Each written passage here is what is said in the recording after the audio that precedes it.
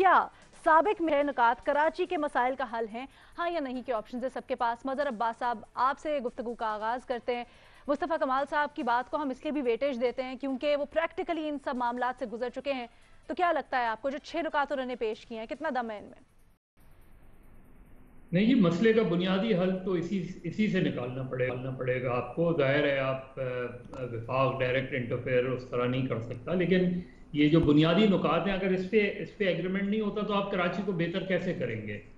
जाहिर है कराची इतना तकसीम है, आप किसी एक सिविक एजेंसी अपने आप को लुक आफ्टर करती है, दूसरी सिविक एजेंसी अपने आप को लुक आफ्टर करती है। कहीं ना कहीं आपको मीटिंग पॉइंट पे लाना पड़ेगा, और मीटिंग पॉइंट बुनियादी तौर पे यही है कि आपको इस चीज़ को रिकग्नाइज करना पड़ेगा कि कराची एक मेट्रोपॉलिटन सिटी है। अब जिस तरह उन्होंने पॉपुलेशन सेंसस की बात की, मरदमशुमारी की बात की, आप देखें कि वज़ीर आज़म से लेके वज़ीर आला तक, वज़ीर आला से लेके चीफ जस्टिस तक, सबके पास अलग अलग फिगर्स हैं कि कराची की इतनी आबादी है। यानी हमें यही नहीं पता कि कराची की आबादी कितनी है। तो आप उस शहर को कैसे प्लान करेंगे जिसकी आबादी का ही आपको नहीं पता। फिर आप देखें कि 34% केएमसी के अंडर आता है, बाकी मानदा 6 कैंटोनमेंट बोर्ड्स के अंडर आता है, फिर केपीटी के अंडर आता है, फिर रेलवे आ जाती है, और इतने ज़्यादा कॉन्फ्लिक्ट्स होते हैं कि जिसकी वजह से कराची डेवलप ही नहीं हो पाता।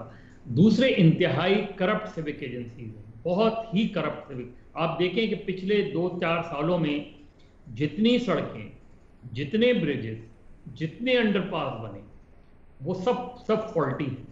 आप सड़कें टूट गई हैं, बारिश का पानी गया है तो सड़कें जो है वो बिल्कुल। तो दरअसल इन बारिशों ने तमाम सिविक एजेंसीज को, तमाम इदारों को बेनकाब कर दिया है। सुरजानी टाउन से लेके डिफेंस हाउसिंग अथॉरिटी तक सब एक्सपोज हो गए हैं बिल्कुल। जो है आप चले जाएं, आपको सड़कों पे पता चल जाएगा। तो इस चीज़ को वज़ीर आज़म ट्रांसफॉर्मेशन प्लान उनका क्या है।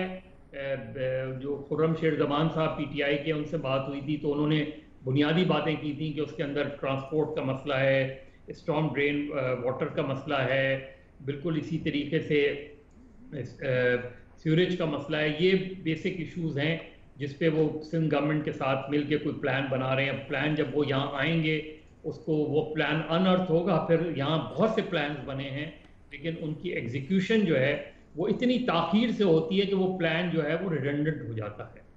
तो मुझे नहीं पता कि अब, क्योंकि ये भी वार्निंग है कि आइंदा जो है और ज़्यादा सूरत हाल ख़राब हो सकती है कि अगर हमने इसको एड्रेस नहीं किया। यानी आप सोचें कि पॉश लोकेलिटी से लेके जो नया नाज़माबाद एक नया प्रोजेक्ट बनाया था वो पूरा डूब गया।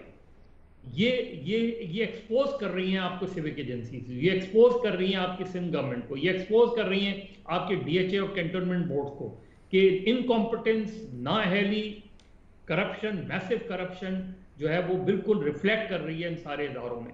तो कहीं ना कहीं सबको बैठ के इस चीज़ को एड्रेस करना पड़ेगा। वो मैं आज इफ्तिखार आरिफ साहब का एक शेर पढ़ रहा था, समंदर के किनारे एक बस्ती रो रही है, समंदर के किनारे एक बस्ती रो रही है, मैं इतनी दूर हूं और मुझको वहशत हो रही है।